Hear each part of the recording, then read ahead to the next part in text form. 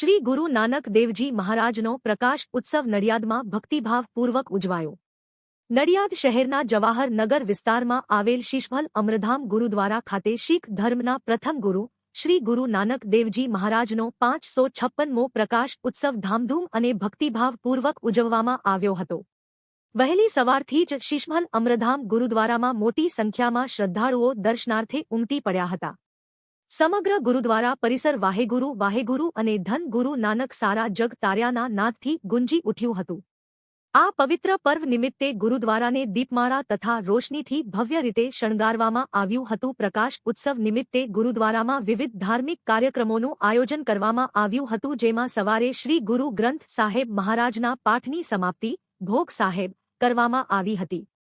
ત્યારબાદ પૂજા અર્ચના, ભજન કીર્તન, આરતી, અરદાસ અને હવનના કાર્યક્રમો યોજાયા હતા। સમગ્ર દિવસ દરમિયાન લંગર ભંડારાનું આયોજન કરવામાં આવ્યું હતું, જેમાં મોટી સંખ્યામાં લોકોએ પ્રસાદ ગ્રહણ કર્યો હતો। રાત્રે 10 કલાકે વિશેષ ભજન કીર્તનનો કાર્યક્રમ યોજાયો હતો। અંતે કાર્તિક સુદ પૂનમની રાત્રે 1:20 કલાકે શ્રી ગુરુ નાનક દેવજી મહારાજનો પ્રકાશ ઉત્સવ પૂરી શ્રદ્ધા સાથે ઉજવવામાં આવ્યો હતો।